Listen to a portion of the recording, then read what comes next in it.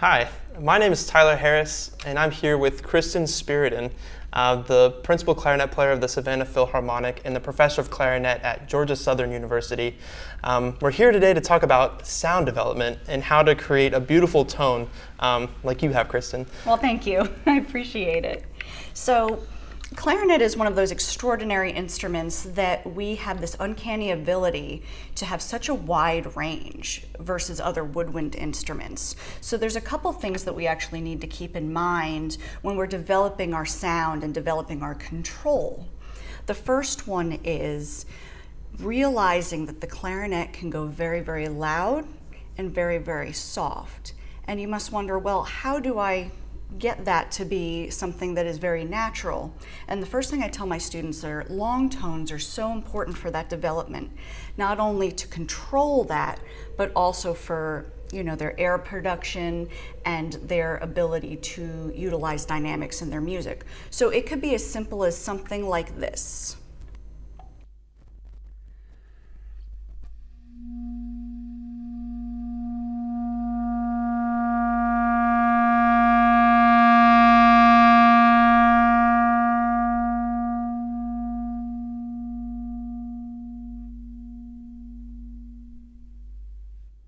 And from just a simple long tone like that, you start as soft as you can, grow to a forte, and then with a steady embouchure and that fast stream of air, you're able to disappear. And you really don't hear flutists or oboists do that too often because they don't quite have that ability. So, if you want to annoy some of your woodwind colleagues, you can do that, and just as long as you can control it. So that's one thing that's very important, I feel. Great. Yeah. Another thing I think is there's a discrepancy between more air and faster air.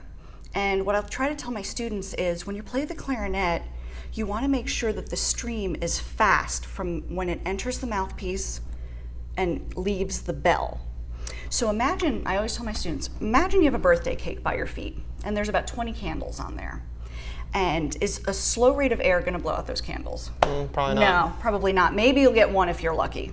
So what I try to tell them is put the birthday cake by their feet, and when they're playing, say, a C major scale, make sure that that air is fast, like a race car going from the top to the bottom of the mouth, the clarinet.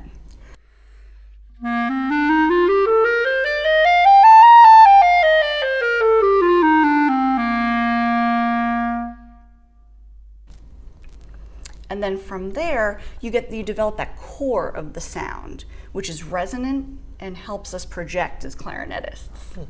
Where does the reed come into play when you're talking about sound development?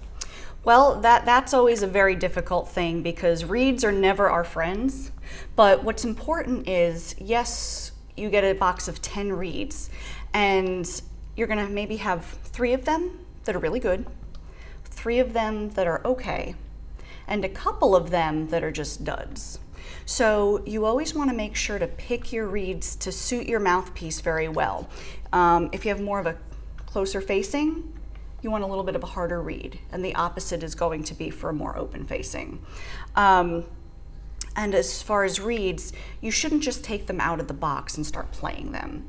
You should actually break them in over, I would say, the course of 2 weeks, play on them just a little bit at a time, and that paired with humidity control should help those reeds last for a longer time. This reed that I'm playing on right now is probably about 6 months old, and it hasn't really changed too much. So as long as you take care of your reeds and it's an appropriate size for your mouthpiece, that's pretty much what you do, and make sure that there aren't any chips in it and you take really good care of them. So. Besides slowly introducing them to water, is there anything else that you do to work on your reeds? No, just playing them for a few minutes a day at a time.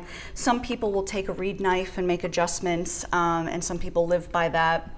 I really don't do too much work on my reeds. I just let the reed be. Something else that I do, because each day, the weather, rain, everything can affect how the reed works. With those 10 reeds, I do keep a few of the mediocre and one of the ones that's kind of a dud, and I do practice playing on them because you don't know what kind of reed you're going to have on a given day. So being able to work that and almost manipulate that so that you can actually perform in any circumstance, I think is really effective.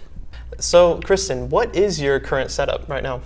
So right now I have the Chedeville Umbra F1, and then my reed is a Van Doren V12 3.5 plus. And the 3.5 plus, I don't think a lot of people know that that exists, but they made a reed that would be a perfect middle point to the 3.5 and the 4. And I find that pairing works very, very well together for projection and for pitch and for evenness. Everybody's oral cavity is going to be a little bit different. So just because one person plays a 3.5 plus, somebody else might need a 3.5 or a 4. So make sure that you're really thorough in picking your reeds and making sure that the sound is even and the pitch is even and it doesn't get flatter as you ascend on the clarinet. That's good advice. Yes. What do you like about playing on your Chedeville Umbra? Oh my gosh. The first thing, as a principal clarinetist, our big job is to project, not only to our conductor, but to that last row in a huge hall. So what I love about this Umbra is the fact that I can project, and I think it cuts through beautifully without sacrificing the sound. Because a lot of people, when they play louder, if they don't have the right equipment or the right fit, it affects that pitch. And then when you're playing with a group of people, you know, that could be very detrimental to the whole ensemble. So I like the fact that this projects so well. That's probably my favorite thing about it. And the smoothness and the evenness of the sound is wonderful.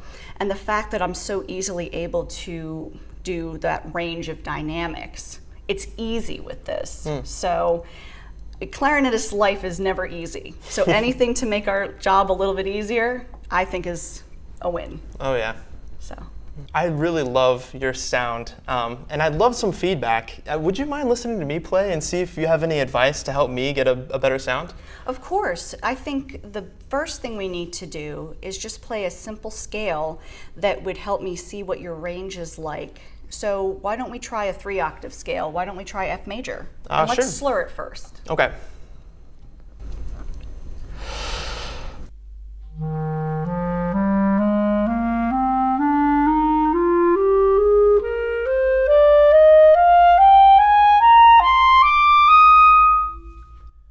Very nice, very nice. Oh, what mouthpiece is that? So this is actually the Chedeville Umbra F2. I'm using Diodario reeds. This is the Diodario Evolution size 3. Great. Well, your sound is beautiful and it projects lovely, very, very beautifully.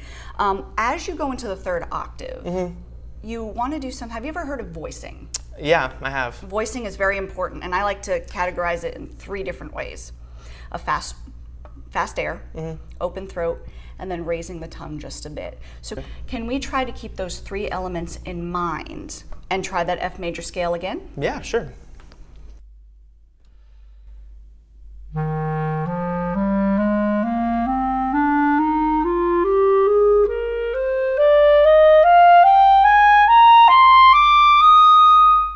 You see, right away, combining those 3 concepts, it was much more even throughout. And then when we went into that 3rd octave, I'm not sure if it picked up on camera, but there was no undertone when we went to that E and that F, and the pitch was all nice and even. So keeping that voicing in mind and not being afraid to put air through your clarinet, that's the #1 thing I always have to tell my students, I think made that change dramatically. Great, thank you. Of course. Can you give us an example of what you mean by voicing? Of course. So what I like to tell my students is there's 3 parts to voicing.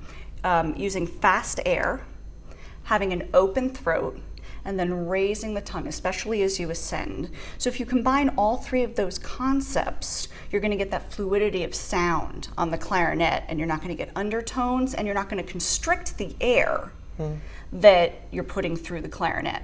Because if you're using air, why limit it by closing a throat or getting tense? I'm Tyler Harris. This is Kristen Spiridon, representing Chedeville. Thank you guys so much for watching.